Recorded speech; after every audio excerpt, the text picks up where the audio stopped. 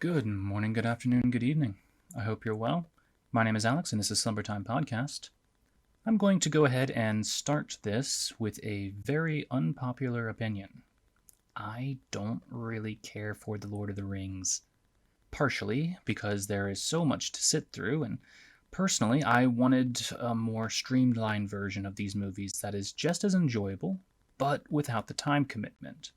The Ralph Bakshi version was just 2 hours long when covering the content from the first half of Lord of the Rings story. Jackson's first two movies with the extended editions were about 8. I find that there can be a middle ground between both of these, and an abridged version is possible. Now, I won't be going into what I think doesn't work so much. I'm going to keep the unpopular opinions to a minimum today. I just want to go into what I think could make it possibly better, and at the very least, I want to explain what I think would make for an acceptable abridged version for those who don't have the time to commit to the full trilogy. In order to undertake this task, we have to find an area that can be cut. Now, I'm going to be ignoring the books in order to look at what the movies could have done. There are, of course, a few areas that could be cut. Some of the conversations seem to go on, and I'm zoned out of some here and there, but that's not the main thing. I think that there is one big change that can abridge this story by several hours, while focusing entirely on the big bad of the series. Several fans may dislike this decision, but after rewatching the movies, I had one major thought. What was the point of having Saruman and his army? Why wasn't Mordor enough? In the grand scheme of things, why was he necessary? All in all, he helps drive the story forward in a few spots, so let me list them. He notifies Gandalf of the growing armies in Mordor and makes him late to meeting the hobbits. He gets in the way of the Fellowship on their way to Rohan, making them go into the mines of Moria, although they blame Sauron for this in the 1978 version anyway. Third, he's in control of the King of Rohan. Fourth, he amasses an army that attacks the human kingdom and climaxes at Helm's Deep. Also, the Fellowship received the Palantir from him, or however you pronounce the orb. Before I get too far into this, I will say I really love Christopher Lee. He's an amazing actor, and he was always interesting to see on screen. However, his character, for the most part, doesn't have much impact, especially on the final third of the entire story. I have two ideas that I think could work to help streamline this all a bit more. Idea number one is to have Saruman join up with the army of Mordor at the middle of Return of the King. It would make for an even bigger battle, and you would be able to cut Helm's Deep overall. I personally don't know if this would be ideal, but it would have more of a build-up with an even bigger payoff. I just don't know if moviegoers would enjoy that, though, since there's a longer wait before anything really big happens. The other idea I have is to cut Saruman altogether. After thinking about this for a bit, I think this one could actually work, and you could keep many of the same beats. This would remove any reason for having the Ents, and it would allow for many of the other scenes to be cut. The main action would be with the Fellowship and their travels, allowing for them to do more, and for Frodo especially to be a stronger character. I'm of the opinion Frodo is a non-entity throughout most of the story, and for those who say, that's his character, he didn't grow up a fighter like the others, well, Sam fights and even kills a few orcs. Why can't Frodo? Also, if you say that's his character, that makes it seem like he was made flat on purpose. So, anyway, let's start at the beginning. Most of that could stay the same. There's Bilbo's birthday party, and he plans on disappearing with the ring. Instead of Gandalf not knowing about the ring at this point, I would change it so that he recognizes the myth and throws the ring into the fire while Frodo is around at the beginning to test that hypothesis. That is when he leaves to go read more about it, and he'll use that information in the discussion that they have in Rivendell. He tells Frodo to leave the Shire because he believes that he's in danger, but there isn't a need for 17 years to pass between getting the ring at first and then coming back. He feels it's better to be safe than sorry, and his gut proves right. He tells Frodo to go to the Prancing Pony, and he escapes. Things do go wrong, however, when the ring wraiths appear, and Frodo has to go to Rivendell. Instead of Saruman telling Gandalf the armies are growing, Gandalf learns that orc activity is increasing outside of Mordor in the time that he's away studying about the ring. He hears that the orcs in Mordor have been amassing an army and it's time to get ready for it. The strategical entrance to the human realm being Minas Tirith, so Gandalf sets off to prepare for battle as well as to destroy the ring. That will follow the same basic story as Fellowship, but without Saruman's exposition and keeping Gandalf. Here is also where they can show us instead of telling us all about it to cut down on the exposition. Instead of making Gandalf late, the hobbits could have been told Gandalf would be arriving in a couple days, but they were forced to escape due to the ring wraiths. That's why Gandalf shows up in Rivendell to tell everyone about the need to destroy the ring. That can all go the same with the threat coming from Mordor and the orcs' activity in the human lands instead of Saruman. They then need to act quickly to help stop the orc scouts and those that are attacking the countryside. Then, on their travels, the Fellowship decide first to go into Moria since Gimli is so insistent on going and because he knows the dwarves there. Gandalf knew the mines were dangerous in the original movie, but it was due to some last-minute exposition that didn't really make much sense. To me, it seemed a bit lazy, so I'd rather get rid of that. Once they arrive, they get trapped by the water monster and then realize that the dwarves are all dead. This creates more of a mystery for the viewer, which allows you to skip on the exposition at first, and it makes the whole situation in Moria much more interesting to me. They also see the orcs there, which shows that the armies of Mordor are growing faster and stronger than they originally expected. Or you could cut them and just use the goblins. It's really their only time to shine. The rest of the movie can stay basically the same, with the orcs attacking the Fellowship, killing Boromir, and Frodo realizing he wants to go alone on the trip. The only change I would say is you don't necessarily need Merry and Pippin to be taken. They could have escaped with the rest of the party, and then Boromir's death would have been even more worthwhile, making the speech to Denethor in Return of the King even more powerful if they said that Boromir died for them to live. That way, you don't have to go through the fake out of them dying, and the only issue I see with that is Aragorn and the others tracked the orcs to the forest in order to find Merry and Pippin. I don't see any reason the quest couldn't have been to get the human kingdoms together to stop the looming threat. Kind of like a Blues Brothers plot, except getting the armies together instead of the bands together. That could have been part of Boromir's quest as well, but that is completely optional. I will say this, though. In the 1978 version, Boromir states in Rivendell that he tells of the orcs' movements in Gondor, so it isn't much of a stretch. Either way, they end up going to the forest, and that's where they meet Gandalf. Here is where the biggest changes happen. You don't need any of the Ents. Their sole purpose was to get rid of Saruman and his army, but that is no longer necessary. So, Aragorn arrives to find Gandalf with the hobbits, assuming you want to keep the kidnapping story purposes as well as the action purposes. They soon go to Rohan, since Gandalf knows of more orcs coming and finds that Wormtongue is being given orders by Sauron this time, not Saruman. Of course, Gandalf comes in and saves the king. Now, we haven't taken care of the biggest impact of Saruman on the story. The biggest issue left is having everyone run to Helm's Deep and have that battle. But without the army from Saruman, that isn't necessary. That just means Rohan will have to join the fight in Gondor another way. If you really want a battle, have the human armies that you see in Two Towers show up. They followed Sauron for some reason, and they can be used here.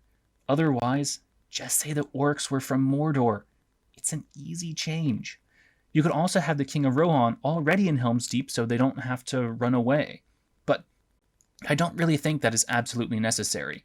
You could also get rid of the battle altogether, and it's basically done the exact same in Return of the King. One choice is to make the battle in Return of the King even more epic. At the very least, Rohan is able to survive and says to Gandalf that they are ready to be called whenever. I'm also not sure how important it is for Frodo and the others to go to the Black Gate. That never made sense to me since they're trying to be stealthy. Smeagol even told them that there was another way through the mountains. It's 100% okay to skip, and they could have just taken the back way. Feel free to leave the scenes with the Rangers and Boromir's brother, though. It does help set up the next film. You just don't need his brother and Eowyn's romance. That never really made sense to me since they never talked before that scene. Anyway, that probably cut out a couple hours overall, and the story is so much more streamlined. Some might say that the threat from both sides, from Mordor and the human realm, is a bigger conflict, and yes, you're right. If you do want the threat to be coming from two sides, let the humans with the elephants be the other. That then pushes them to Gondor. You could even have an interesting villain leading them. In The Return of the King, that group is beyond bland. The elephants are the only thing you know about them. Still, if you cut Saruman, you don't really lose much. His influence ends at the end of Two Towers. In the original of The Return of the King, he disappeared completely, and there was almost no need to have him in this story. Well, except for one last thing. He drops the Palantir, which made Pippin go ahead to Gondor and allowed for Aragorn to speak with Sauron. I'm not sure how they explained how they got it in the original since I watched the extended edition, but that's the only other thing that needs to be explained. If it were me, I would probably have some of the orcs with one so that one of the orc leaders could contact Sauron for orders during a battle. After a battle, they drop one, and that's how the Fellowship get their hands on it. It's, of course, a very dangerous thing to have because, well, you can contact Sauron, but it still has the potential of being useful to Gandalf and the group. You could get it from Helm's Deep if you keep that part as well. You could also get it from the orcs who kidnapped Merry and Pippin. You just get it from the orc leader when he dies in Fellowship instead of the beginning of Two Towers. It depends if you keep the kidnapping portion, though, so there are so many ways for them to get their hands on it. I personally like the second option there more. If they get it from the group of orcs, Gandalf can be notified of the attack on Gondor and head that way. On the way is Rohan, and they can pick up the army then. And Rohan, I guess, could say no at first, but the only reason they said no in the original was because Gondor didn't help them in the first place. Still, once they see the bonfires, they will realize they need to help or else everyone may die. That allows them to show up near the end of the battle in Gondor to help out with the battle. The distance between the two places could also be reduced to help with logistics if you really needed. As for Return of the King, I can also imagine some cuts you could make there too. You really don't need Frodo to get kidnapped after Shelob. All that does is create a scene that goes nowhere. Frodo was kidnapped, Sam comes in to save him. You can get rid of the guy who has Frodo's mithril outside the Black Gate and get rid of the orcs killing other orcs in that tower. Honestly, that scene really pissed me off. If the orcs are so prone to infighting, I couldn't believe for a single second they could amass an army that would have order. Also, it didn't matter that Frodo had his mithril taken. It was just a useless set of scenes to me. Once Frodo enters Mordor after Sam helps him escape from Shelob, that's when the army can go to the Black Gate. The gate opens, the battle starts. You don't need the Frodo death fake out. It really didn't change anything. Then, Frodo and Sam see that the army is going somewhere else, and they make the way towards the mountain. Again, you don't need them to get mixed up with the orc army and have them escape. Nothing came from that scene. If you want to create a sense of urgency, have them sneak through the camps. There's the conflict. It's much more believable than having them escape from right in front of the orcs after they start a fight. Anyway, of course, there are quite a few more scenes that could get cut, but it would certainly allow more time for the story to breathe, and I think Fellowship and Two Towers could have been put into one movie like Bakshi did. The first movie is creating a sense of urgency and a large buildup of the battles that are about to take place. You don't need a large battle at the end of Fellowship because it was about the journey. If you extend the story past the Rohan arc, you realize that a major battle is on the horizon. One downside is that you don't get the cool Balrog fight intro that the Two Towers had. You could just put that in the middle of Fellowship and extend it a bit. I personally felt it was just too short. You could also do 3 movies and make them a reasonable length. The end of the second movie could then include the Battle of Gondor, since I believe that enough would have been cut from Saruman's exclusion. Instead of needing over 4 hours for Return of the King, you could probably do it in 2.5, with the final story being all about getting the ring to the mountain and distracting the orc army. That brings me to the final point I'd like to make. By cutting this, what can you add? Well, the part that critics will always say is the weakest are the Frodo and the Sam scenes, especially Frodo's character. I really love how he was portrayed in the Bakshi version. One issue in the Jackson version is that when those two are part of the Fellowship, they blend in with the other 7 and don't stand out as much. That's one good thing that happened when Frodo and Sam split from the group. However, to me, it was too late. The ring was already changing Frodo, but we didn't know much about his character or his relationship with Sam before that. So I never felt much when they were on screen. Sam is a background character until Gandalf pulls him out of the bushes, and all we know about Frodo is he's Bilbo's relative. I like to spend more time with Frodo and Sam before this all happens, or while it's just a small group of people like at the Prancing Pony. Once you get to Rivendell, it's quite hard to give him that much time as a pair of close friends. It could also give Sam an even stronger reason to want to go after Frodo at the end of Fellowship. I'd even like it if they showed an even greater change in characters for these two. Sam starts and ends as Frodo's protector. That was what Gandalf told him to do in the first place anyway. Near the end of Return of the King, you can see it when Sam picks up Frodo or when Sam fights Shelob, but I'd like to see the growth up to that point. Maybe we see him train a bit more with Boromir, like the short scene we get with Merry and Pippin doing that. These movies could also allow for Frodo to do some more. In the Bakshi version, he attacks the troll. He tries to save Gandalf. He'll actually try to fight some of the ring wraiths. But he doesn't do much in the Jackson movies. You could keep him in the back to protect him like they do here, but still let him put up a bit of a fight. Well, that's the main thing I want to add to these movies. We could also get to know the dwarves better, and I would enjoy learning more about Boromir before he dies. He always made me wonder if he's an ally or an enemy, and it was a great source of conflict that led up to him confronting Frodo. Also, I would have liked more with the Witch King. His final battle was too short, and it sadly felt anticlimactic with how much he had been built up throughout the movies. Having him on the Fell Beast the entire time didn't really help because we didn't see him do much by himself much.